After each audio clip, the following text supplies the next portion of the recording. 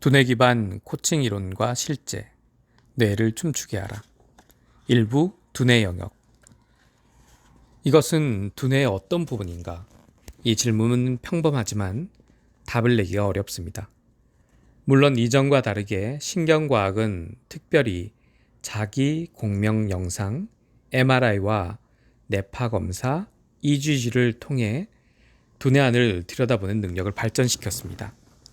흔히 사람들은 구체적인 두뇌 영역에 두뇌 조명을 다시 연결하여 모든 것을 설명할 수 있다고 기대합니다. 다행히 두뇌는 이것보다 조금 더 복잡합니다. 고정된 구조를 지니고 있는데도 우리의 두뇌는 다양한 기능을 지니고 있습니다. 처음에 물었던 질문, 곧 우리의 두뇌는 어떻게 작동하는가는 사부에 있는 역동 기능적 연결성에서 자세히 다룰 예정입니다. 그렇지만 무엇보다 우리는 먼저 신경과학의 기초를 다져야 합니다. 그런 다음 그 기초 위에 다른 지식을 쌓아 올려야 합니다. 코치 프로그램을 위한 신경과학의 첫 번째 구성 단위를 진행하는 동안 많은 참여자들이 깨달은 것 가운데 하나는 신경과학이 참여자들이 미리 이해하고 있던 것보다 더 많은 층을 이루고 있다는 점이었습니다. 코치 프로그램에 참여하는 코치들의 생각보다 고객 두뇌는 더 많은 층을 이루고 있었죠.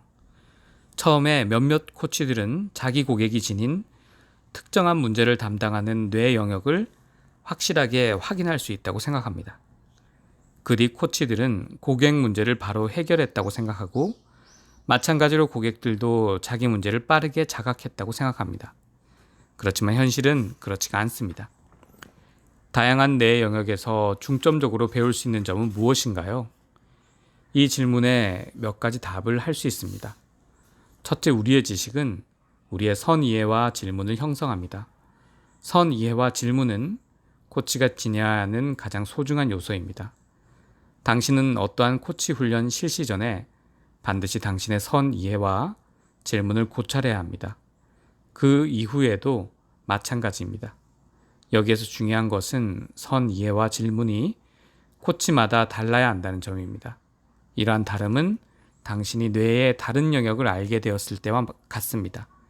또 당신이 이 책과 앞으로 연구를 통해 다루게 될 다른 모든 것을 알게 되었을 때도 그러합니다. 다양한 뇌 영역을 배우기 위한 두 번째 요점은 그것이 코칭에 굳건한 기초를 제공한다는 점입니다. 이러한 요점은 이 책을 통해 확인할 수 있습니다. 실제로 이 책은 코칭을 위해 분명하고 직접적으로 이 요점을 적용하고 있습니다. 그래서 우리는 마음 챙김과 전전두피질이 지닌 효과를 이야기할 때 전전두피질이 무엇인지, 잘 작동하지 않을 때 어떠한지, 잘 작동할 필요가 있는 것인지와 같은 여러 가지 사항을 알고 있어야 합니다. 세 번째 효과는 때때로 당신이 고객 상황에 추가적인 관점을 제공하는 뇌 영역을 논의할 수 있다는 점입니다. 우리는 특정한 뇌 영역이 고객이 노력하는 문제나 상황을 포함하는지를 확실히 알 수 없습니다. 그러나 우리는 대부분 이를 필요로 하지 않습니다. 실제 코칭 상황에서 어떻게 해야 하는지를 알 수 있는 사례가 수천 개 있습니다. 우리는 2장 기저핵에서 한 가지를 살펴보겠습니다. 자기 습관을 바꾸려고 노력하는 고객을 위해 습관이 뇌를 어떻게 또는 왜 작동시키는지 설명하는 것은 매우 유용할 수 있죠. 우리가 하나의 장을 넘어가면서 다음 장에 이를 때마다 명심해야 할 점은 나는 지금 이러한 이해를 가지고 고객과 함께 무엇을 할 수 있을까 하는 점입니다. 하나의 상황에서 무엇이 효과가 있고 작용하는지는 다른 상황에서 전혀 다르게 펼쳐집니다. 당신은 코치로서 현 시점에서 당신의 기술과 함께 과학을 조합하여 당신이 아는 모든 지식의 균형을 이루기에 가장 좋은 위치에 있습니다. 이는 당신이 함께 작업하는 사람을 도울 수 있는 가장 좋은 방법을 결정하기 위한 것입니다. 우리는 다양한 해부학적 뇌 영역으로 뛰어들기 전에 전반적인 관점을 가질 필요가 있습니다. 이러한 맥락에서 필자는 뇌의 진화 이론을 다룬 삼위일체 뇌를 살펴보고자 합니다. 당신은 이미 이 이론을 들어보았을 수 있습니다. 삼위일체 뇌란 무엇인가? 삼위일체 뇌는 1960년대에 심리학자이자 신경과학자인 폴 맥린이 발전시킨 모델입니다. 이는 뇌의 진화를 다룬 이론입니다. 맥린의 가설에서 뇌는 세 부분으로 나뉘는데 그것은 파충류의 뇌, 원시 포유류의 뇌, 신포유류의 뇌입니다. 이를 현대 용어로 말하면 뇌관, 대뇌 변형계, 그리고 피질에 해당됩니다. 먼저 파충류의 뇌에는 기저핵, 뇌관, 소뇌와 같은 영역들이 있습니다. 이 복합체는 생존과 본능적 행동에 책임이 있습니다. 그래서 공격과 지배와 같은 동의는 파충류의 뇌에서 생겨납니다. 이는 진화론적 용어 가운데 가장 오래되었습니다. 다음으로 제시될 진화론적 용어는 원시 포유류 복합체입니다. 이는 편도체, 시상하부, 해마 복합체, 대상 피질과 같은 뇌 영역을 포함합니다. 대뇌 변형계는 상호 연결된 구조 집단을 지칭하는 데 사용됩니다. 맥린은 대뇌 변형계, 림빅 시스템이 먹이주기, 번식행위, 부모 행위에 관련된 동기와 감정을 담당한다고 제안했습니다.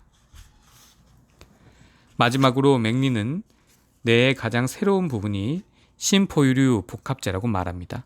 이는 기본적으로 대뇌 심피질입니다. 대뇌 심피질은 계획, 의식, 언어와 같은 높은 수준의 인지 기능을 담당합니다. 지금까지 살펴본 삼위일체 뇌 모델은 여전히 몇몇 지능에서는 찬성하지만 몇 가지 난관이 있습니다. 다음은 이 모델을 반대하는 주장들입니다. 최근 행동에서 파충류의 뇌를 다룬 맥린의 생각에 의문을 제기합니다. 해부학적으로 기저핵은 양서류와 어류에서도 발견됩니다. 조류는 인지 능력과 언어와 같은 능력이 정교하게 정리되어 있습니다. 자식을 돌보는 것은 원시 포유류뿐만 아니라 심지어 몇몇 어류도 그렇게 행동합니다. 결정적으로 현재 심피질이 가장 초기의 포유류에게 있었다는 제안이 있습니다. 이 주제와 관련된 영역은 대뇌 변형계 개념입니다. 이 용어는 많은 논란이 있습니다. 한편에서는 그것을 자유롭게 사용하지만 다른 한편에서는 그것이 과도하게 잘못되었다고 말합니다. 예를 들어 해마는 대뇌 변형계의 핵심입니다. 대뇌 변형계가 뇌에서 정서를 담당하는 중추적 역할을 한다면 심피질은 인지 영역을 담당합니다. 그런데 대뇌 변형계의 핵심인 해마의 손상을 입었을 때 오히려 사람들은 인지 영역에 속하는 기억력 문제로 고통받습니다. 이에 신경과학자들은 대뇌 변형계의 경계를 계속 바꾸고 있습니다. 그리하여 뇌신경학자 조지프 루드는 이러한 개념을 전부 버려야 한다고 제안합니다. 왜 삼위일체 뇌 모델이 코치에게 중요할까요? 삼위일체 뇌 모델은 상당히 폭넓게 비과학적 집단에서 지지받고 있으므로 이것을 이해해야 합니다. 당신은 과학계에서 주장하는 바를 이해함으로써 좀 더 현명한 입장에서 삼위일체 뇌 모델을 바라볼 수 있습니다. 이 모델은 단순해서 매우 매력적이지만 전반적으로 신경과학자들의 지지를 얻지 못하고 있습니다. 필자는 이 모델을 조심스럽게 사용할 것을 제안합니다. 1. 전전두피질. 애정을 담아 집중력과 처리와 같은 상당한 수준의 인지 기능을 담당하는 뇌의 CEO 또는 안내자. 전전두피질이란 무엇일까? 전전두피질은 머리의 앞부분, 곧 이마 뒤에 전두엽에서 발견할 수 있는 뇌 영역입니다. 진화론적으로 전전두피질은 많은 인지 기능을 담당하는 뇌 영역 가운데 하나입니다. 전전두피질은 부위에 따라 그 기능이 다릅니다. 배측 전전두피질은 집중력, 인지, 행동과 연관된 뇌 영역에 서로 연결되어 있습니다. 배외측 전전두피질은 단기 기억과 자제력을 담당합니다. 복측 전전두피질은 감정과 연관된 뇌 영역과 서로 연결되어 있습니다. 복내측 전전두피질은 편도체와 전두엽의 다른 부분들로부터 입력받은 후에 위험, 효익 분석을 수행합니다. 신경과학계에서 대단히 유명한 피니어스 게이지라는 남자의 사례를 살펴봅시다. 1848년 게이지는 25세의 건설 노동자였습니다. 그는 누구보다 능숙하게 일을 하였고 함께 일하는 사람들의 존경을 받았습니다. 어느 날 게이지는 긴 쇠막대를 이용하여 구멍 안 도화선에 화약을 충전하는 위험한 작업을 하고 있을 때 폭발이 일어났죠. 길이가 1m에 이르는 지름이 3cm인 새 막대가 게이지의 왼쪽 뺨을 거의 수직으로 뚫고 눈 구멍을 통과해 왼쪽 전전두 피지를 포함하여 전두엽에 큰 구멍을 만들며 두개골을 뚫고 나왔습니다. 목격자들이 첫 번째로 놀란 점은 게이지가 사고 뒤에도 정상적으로 걷고 말할 수 있었다는 사실입니다. 두 번째로 놀란 점은 그가 1848년에 어떠한 항생제도 없이 치료를 받았고 상처에 생긴 감염에도 살아남았다는 사실입니다. 그런데 비록 그는 신체적으로는 온전했지만 성격이 이전처럼 호감형이 아니었습니다.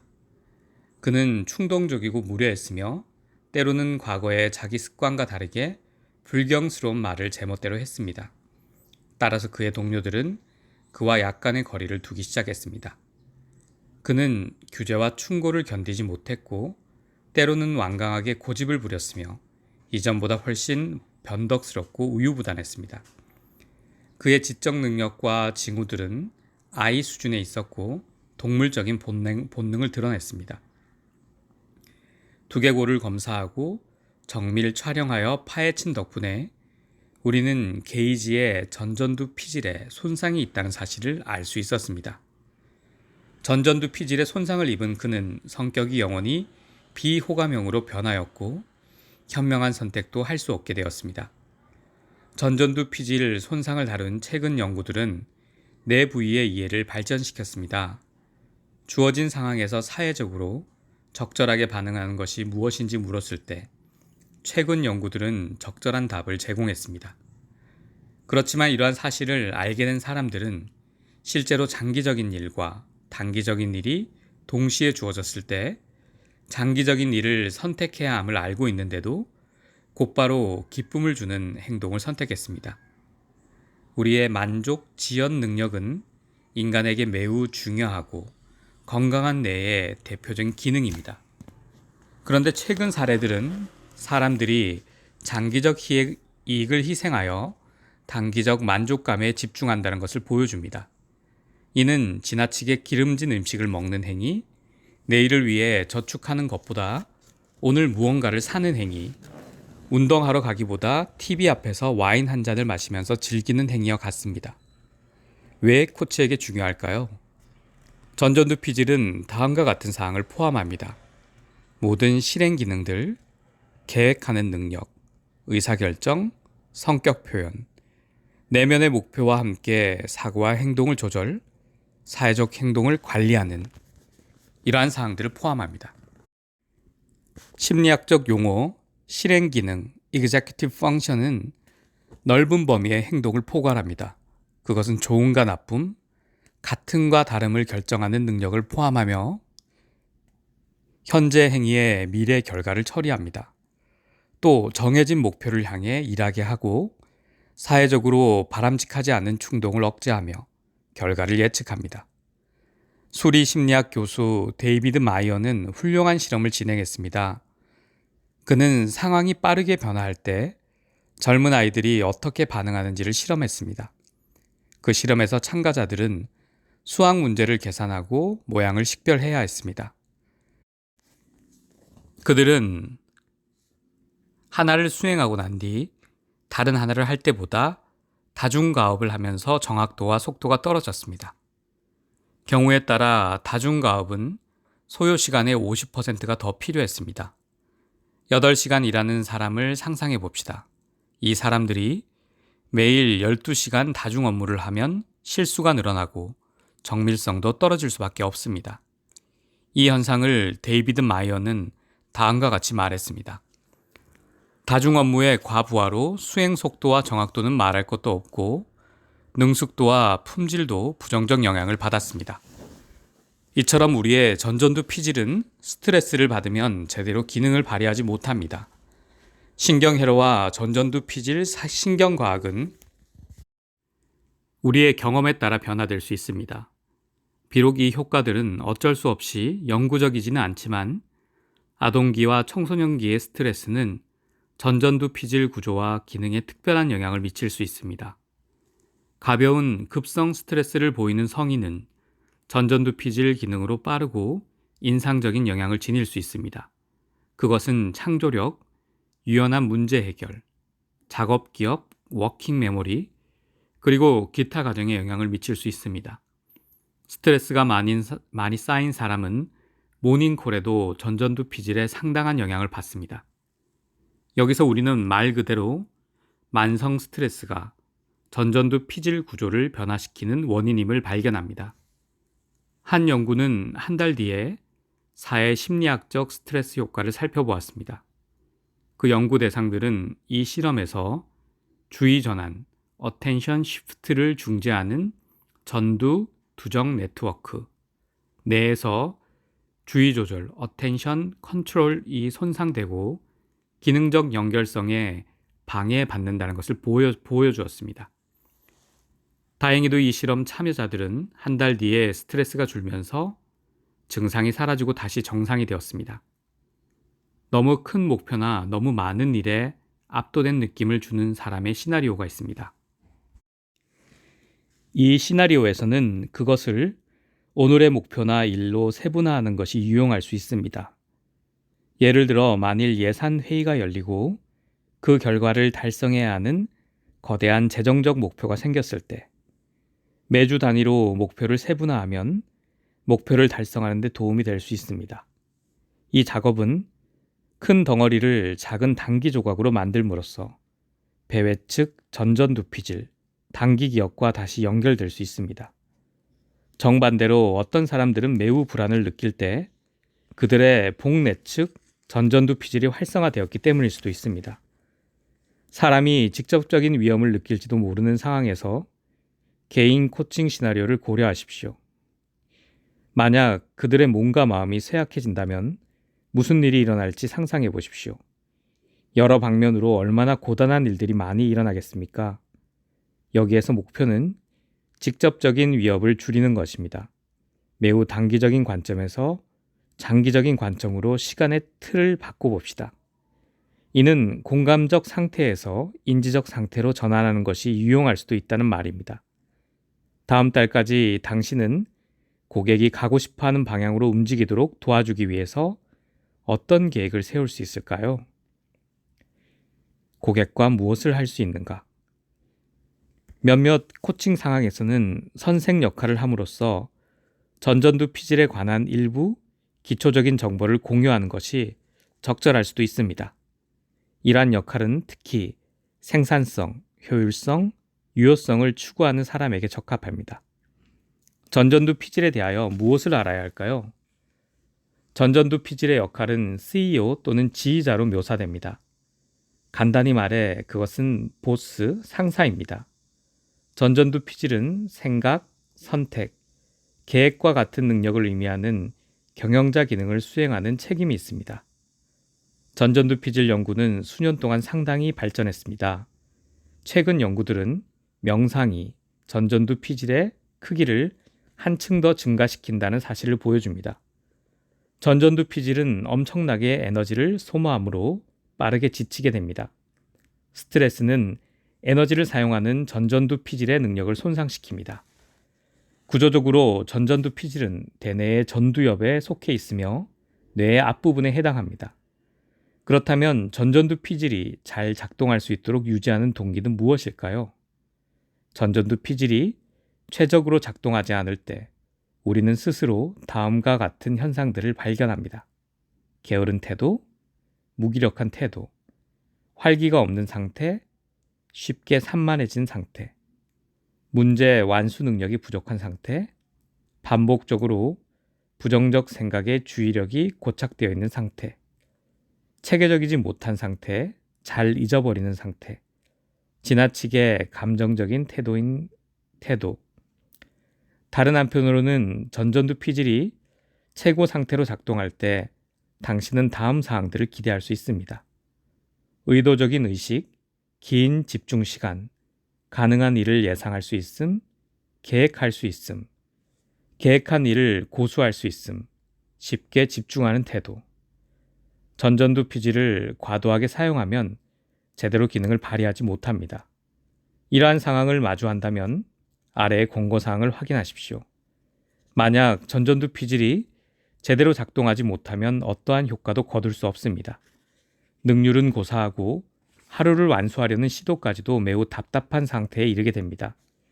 이때 뭔가 잘못되었다는 느낌을 받는 것은 매우 일반적이며 이럴 때 우리는 옛 습관에 의지하게 됩니다. 이는 생존 메커니즘이죠. 사람들 스스로 세심하게 관리하고 통제하거나 극도로 힘든 상태가 될 때 두뇌는 이따금 기능 장애를 일으킵니다. 그렇다고 이런 장애가 단지 전전두 피질이 지나치게 작동해서 일어나는 것만은 아니죠. 그것이 미약하게 작동할 때도 문제를 일으킵니다. 앞으로 다루게 될 도파민은 신경 전달 물질로서 보상, 동기부여, 작업 기억, 집중과 같은 여러 가지 뇌 기능에 영향을 미칩니다. 뇌가 도파민 사용 능력이나 접속 능력이 떨어졌다는 사실은 다른 뇌 영역이 한 번에 하나씩 뇌에 집중하기 위하여 진정된 상태가 아님을 의미합니다. 이러한 상태는 우리로 하여금 삶을 어렵게 만듭니다. 왜냐하면 우리가 집중하기 위해 발버둥 치는 행위가 오히려 우리 삶의 효율성을 떨어뜨리기 때문입니다. 당신은 코치로서 멘토링 역할을 할 수 있고 다음의 권고사항에 따라 고객을 인도할 수 있습니다. 밤에는 당신 핸드폰의 이메일 기능을 꺼두십시오. 당신의 두뇌가 이튿날 일을 시작하기 전까지 충분히 휴식 시간을 가질 수 있도록 하십시오. 주별 과제를 큰 것부터 먼저 처리하고 나서 작은 과제를 처리하십시오. 당신에게 무엇이 가장 효과가 있는지 알기 위해 그 전날 밤이나 이튿날 아침에 맨 먼저 실험해 보십시오. 하루 가운데 일정한 시간에만 이메일을 켜십시오. 단기 이익과 장기 이익을 위해 한 번에 한 가지 작업만 수행하십시오. 당신이 성취할 수 있고 잘 알고 있는 작은 일부터 선택하십시오. 이것이 당신의 도파민 수준을 향상시킬 수 있습니다. 이러한 사항과 동일하게 당신은 고객의 전전두 피질이 잘 작동할 수 있도록 도와줄 수 있습니다. 우선 고객이 정규적인 업무와 신경 쓰이는 주변 환경에서 벗어나게 하십시오. 예를 들어 고객이 업무 때문에 사무실에 묶여 있다면 시외로 벗어나게 하십시오. 그들이 자기 감각과 연결하도록 돕고 그들의 머리 위에 부는 바람을 느끼게 하십시오. 또 그들의 피부가 햇살을 느끼게 하고 온갖 다른 향기 속에서 숨 쉴 수 있도록 도와주십시오. 이러한 환경 변화가 고객에게 새로운 사고를 불러일으킬 수 있기 때문입니다.